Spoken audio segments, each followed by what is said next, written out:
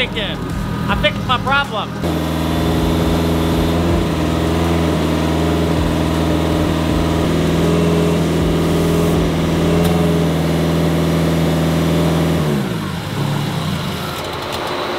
For some reason, she keeps dying on me as soon as she gets hot, so let's see what happens. I can keep it alive by giving it gas, but at idle, it just dies.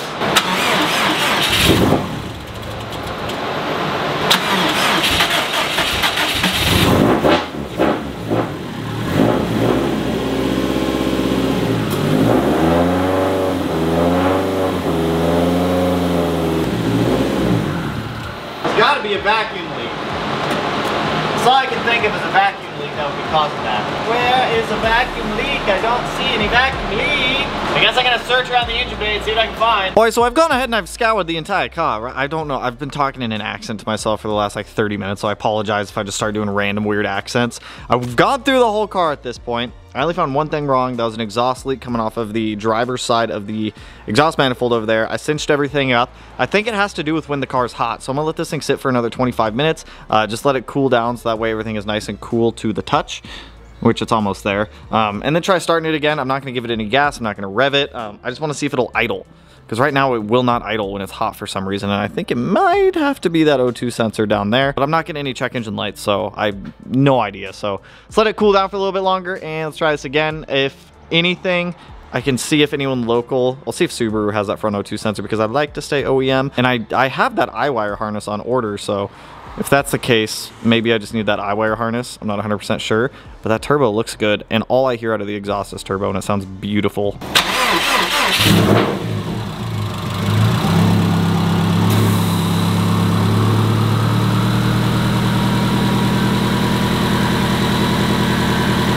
Listen to this turbo.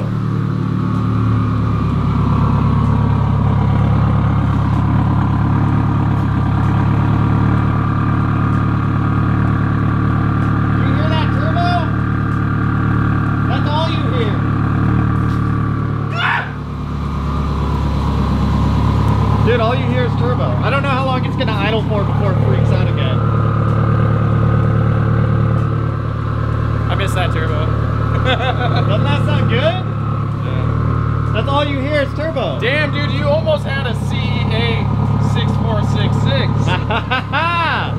Dude, it sounds wild. So I was able to get through cam break-in, and I got an idle log of the car so I can get that sent out. Now that we made it through cam break-in, I can also get the oil swapped out, because you want to swap out the oil. People just saw you start to vape in the background of that. Sick, dude. So we got through cam break-in. You want to do cam break-in, 20 minutes, like 2,500, 3,000 RPM. Hold it there, change the oil immediately after that. We were able to get through that. We were able to get an idle log, but the car continues to die when it's hot. It does not die when it's cold. Matt saw it when it was idle. It was idling up until I was... It was idling and revving totally fine until you let off the gas. Yeah, up until I let off the throttle, and then it was like, nope, I'm gonna die right here. Could be a vacuum leak too. We can go to Lowe's later, get the stuff to do a pressure test, because we have the air compressor. All we need is a 4-inch plug, and then put a nipple on the end of it to be able to inject air into it.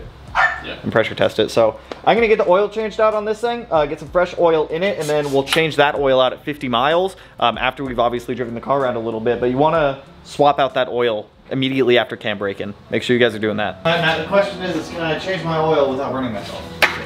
Bro, how does your transmission have so much fucking fluid that it holds? Well, that's the trans in front and rear diff. That's still absurd. Oh.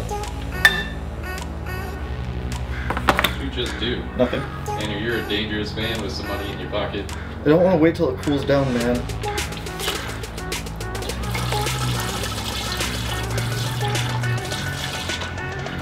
That's a fun color. Oh my god, it's hot! It's on my hand! Ah! Ah! Can you give me a towel? Ah! It's so hot! Do we have a towel? Dude, it's so thin, it's so liquidy. Do we have a towel? I don't know. Just give me anything. The braking oil? Yeah. Yeah. Alright, well, let that drain for a little bit. That was hot, man. I'm using specifically 10W40 break-in oil. Or it might be a little bit low, but I know I've got more at the shop if need be. Hey, idiot.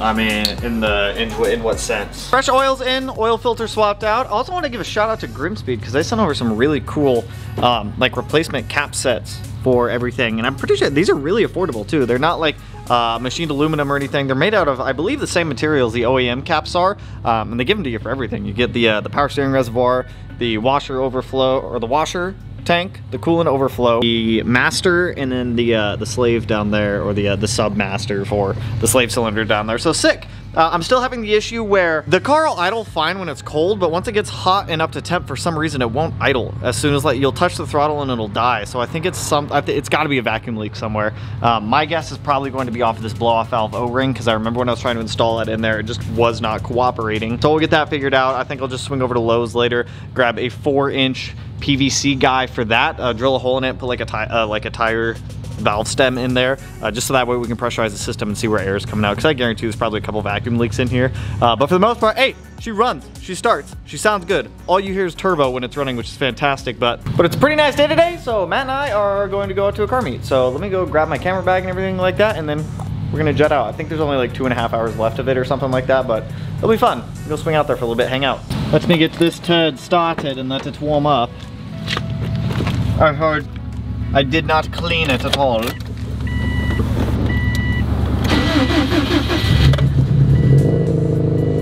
I need to get gas.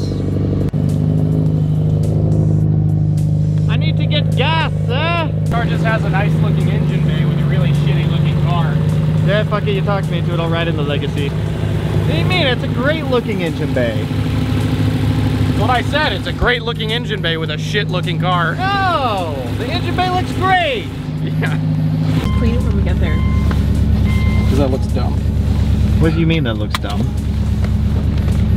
Cleaning your car when you get to the meet. Isn't that what everybody else does?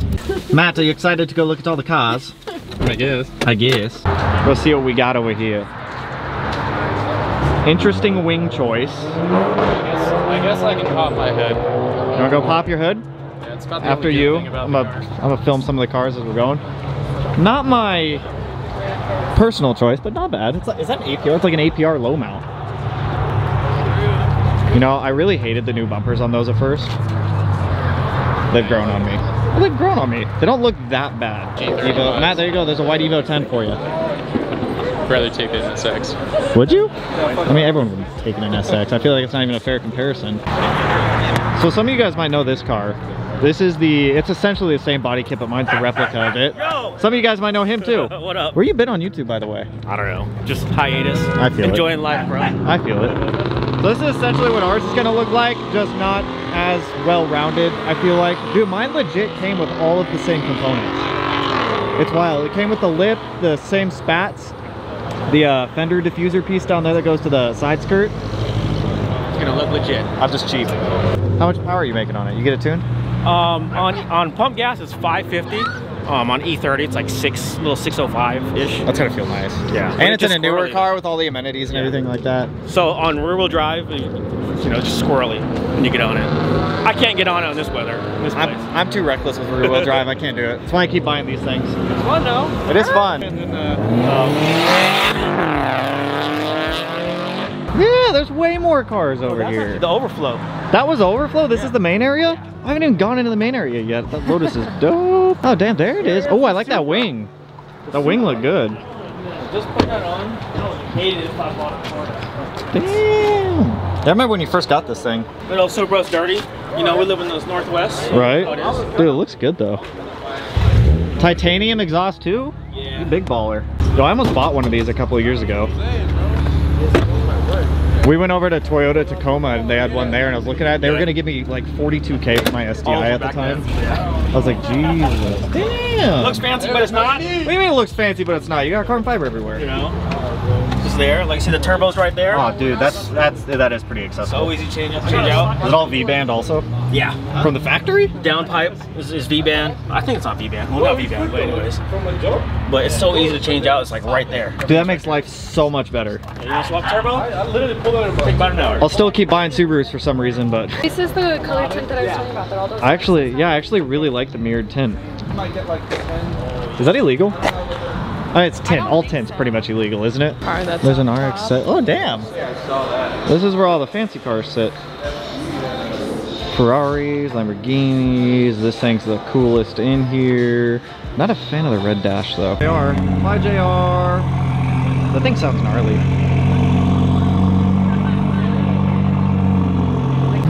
Yo, wait a minute. Are those Nismo wheels on this Blobeye? What? Those are expensive. If those are legit Nismos. Why does that have S203 badge and Nismo wheels? I'm confused. Heritage. Much confusion. You're not allowed Matt, you have to do a burnout as you leave. No, you absolutely don't. Matt, you have to show off. He's waiting for this. Matt, do a burnout. Do The two car doesn't burnouts. fucking burn out, bro. Do two burnouts. Do not You're listen. leaving a meet, man. You have to do burnouts. No. Do burnout. Burnout, burnout, burnout. Oh, I'm gonna edit you in doing a burnout. It's okay.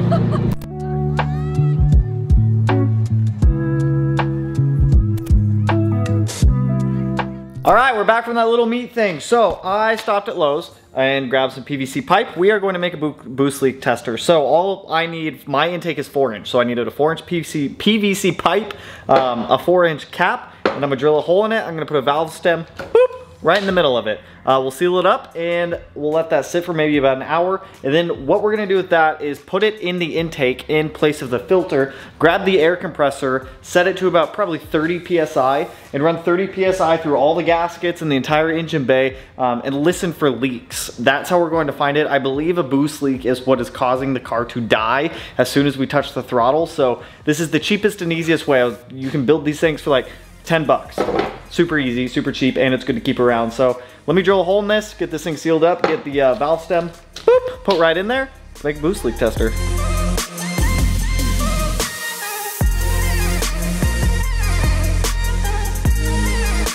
Okay, so come to find out the PVC pipes aren't actually 4-inch like they say on the sticker when you go to buy them.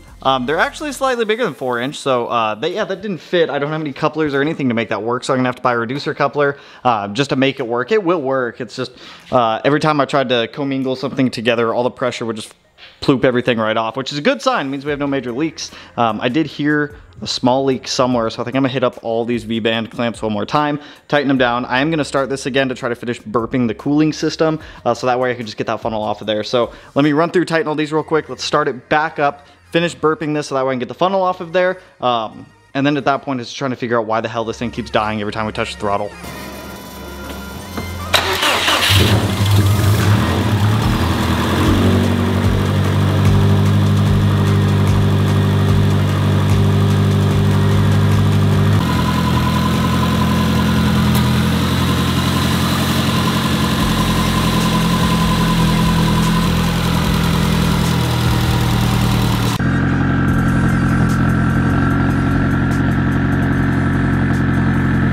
All right, we have daylight again. So we're gonna go through, we're gonna start the car again, let it idle for a little while up until it gets up to temp. I'm gonna do a couple throttle blips to see if it'll come back down on throttle or if it just dies. If it dies, obviously I have more digging to do. If not, then we fixed it. So, oh, and some people, I didn't even mention it. The issue that we were having in the last video where the idle would just climb, that's throttle body orientation. So the motor with the TPS sensor and all that stuff needs to be vertical. Cannot be flat on the bottom. Pretty sure it just needs to be vertical, either on either side. So that was the problem. It was just in the wrong orientation. So let me get this thing started. Let me get it up to operating temp. This will be the first test with it having a closed cooling system. So that way there's no funnel on there. It's not open atmosphere or anything like that. Some people might see all these tests as redundant, but I don't want to go out and drive the car, have it break down on me on the road because I might have missed something like minuscule or small. So redundancy helps avoid those problems.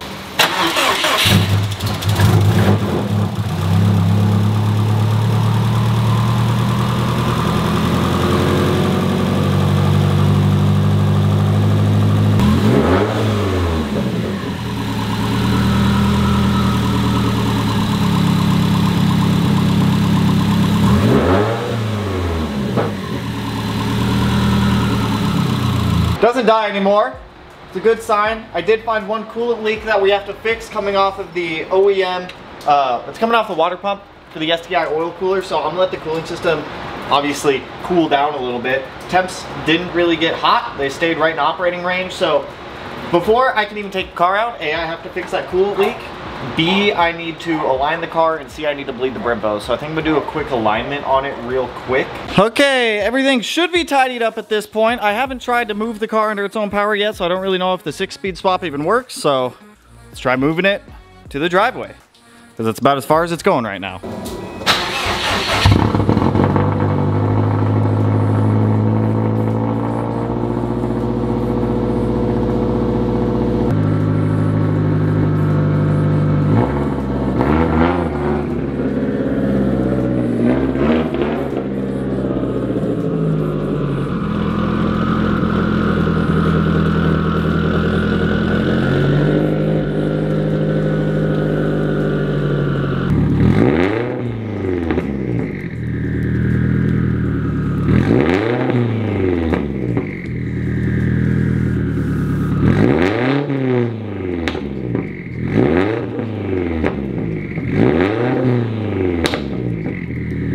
Dude, I forgot how much I missed this thing, and it looks so fucking good. It's the unsuspecting hatchback. From the outside, you have no idea the thing got big turbo. And then you pull up on it and you're like, oh shit. No way in hell, man. Not today, baby. So I'm gonna go drive this thing here in a little bit. I have to reactivate insurance on it because obviously when a car is down, I put my cars as stored because it saves me money, so that way I'm not paying on a car for driving it when I'm not driving it. So I have to go reactivate insurance and whatnot. I'm gonna finish uploading this video, but dude, I'm so glad to have the hatch again. This thing pulled back in the garage real quick.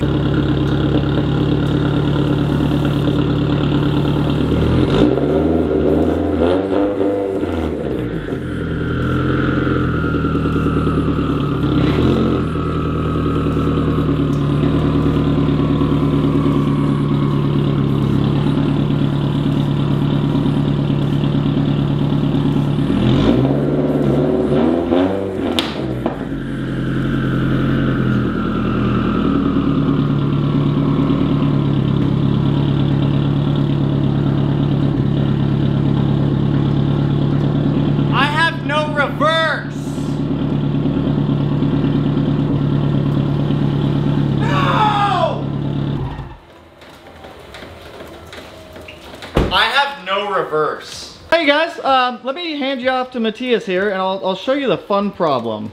It's fun, isn't it? It's kind of interesting. It's kind of interesting. It sucks. I guess it could be worse, but I mean, I guess. Kind of funny.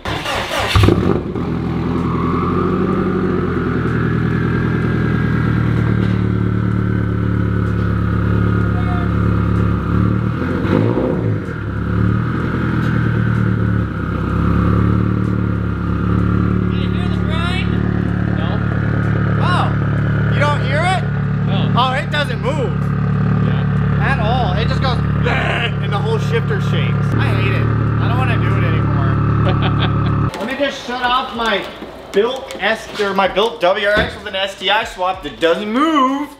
It doesn't move.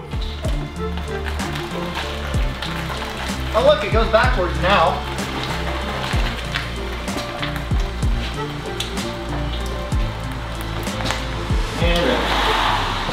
Matt, my WRX is broken before it even ran. Do I just put built synchros and gears and everything in it now?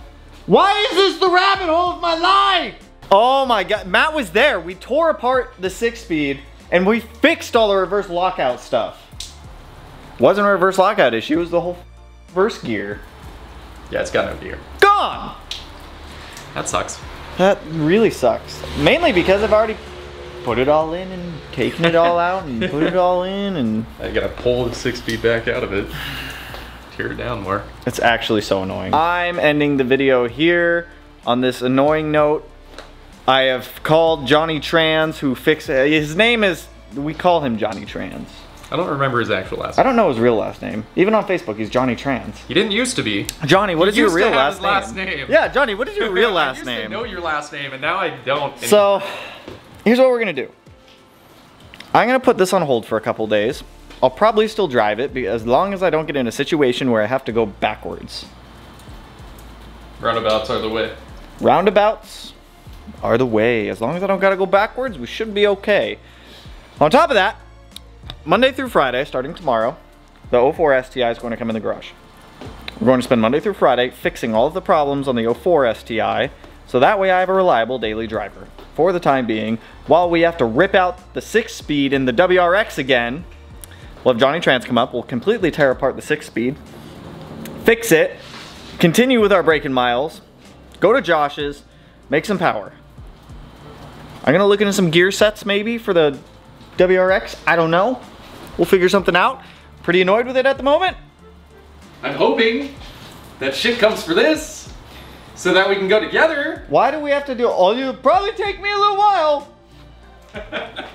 Now we both get a rebuild transmission. I don't want to rebuild the transmission. It was supposed to just be a reverse lockout. Hey, now we're literally doing like the same thing. We'll just do one after another. All right, I'm ending it here. I'll catch you guys later. Peace out, homies.